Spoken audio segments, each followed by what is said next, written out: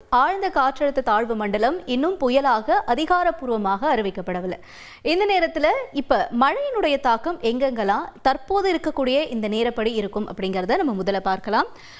சென்னையில் இப்ப மழை கொஞ்சம் விட்டிருக்கிறதுக்கான வாய்ப்புகள் இருக்கு. ஏன் அப்படின்னா ஏற்கனவே உருவாகி இருக்கக்கூடிய இந்த காற்றழுத்த தாழ்வு மண்டலமானது இன்னும் இலங்கை பகுதியில தான் நீடிச்சிருக்கு.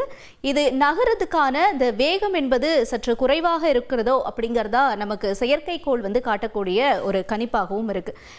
நம்ம காலையில பார்க்கும்பொழுது இது ஒரு 10 கிலோமீட்டர் வேகத்துல நகர்ந்து வருது அப்படின்னு சொல்லிட்டு இருந்தோம்.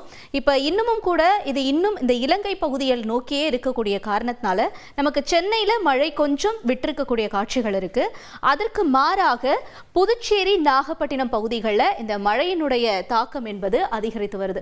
தொடர்ந்து இது திருச்சி வரைக்கும் கூட இந்த மழையினுடைய தாக்கம் எதிரொலிக்குது அப்படின்னு சொல்றோம்.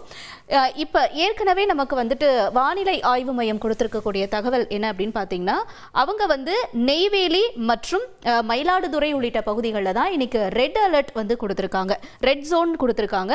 மற்ற பகுதிகளாக இருக்கக்கூடிய ராமநாதபுரம், சென்னை, புதுச்சேரி உள்ளிட்ட இடங்கள்லாம் மழை என்பது தாக்கம் என்பது கொஞ்சம் குறைவாக இருப்பதாக இருக்கிறோம். ஏன்னா முதல்ல நம்ம திங்கட்கிழமெல்லாம் பார்க்கும் பொழுது அதிகப்படியான மழை ராமநாதபுரத்துல தான் இருந்துச்சு. ஆனா இன்னைக்கு கொஞ்சம் ராமநாதபுரத்துக்கு சிறு இடைவேளை கிடைச்சிருக்கு அப்படின்றதான் நம்ம புரிஞ்சுக்க முடியுது.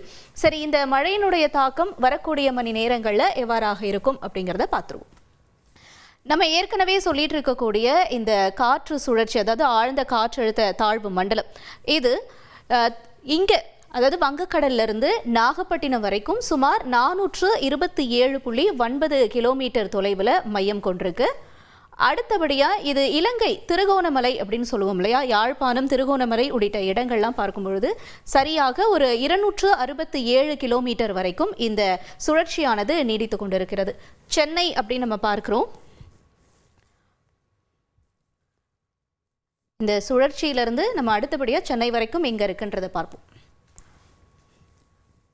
கிட்டத்தட்ட 539.9 கிலோமீட்டர் தொலைவில் சென்னையிலிருந்து இந்த காற்று சுழற்சி இருக்கு.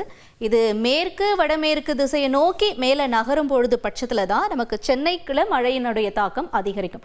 அதற்கு முன்பாக வரைக்கும் டெல்டா மாவட்டங்களில் தான் இந்த மழையினுடைய தாக்கம் என்பது நீடிக்கும் என்று சொல்லப்படுகிறது.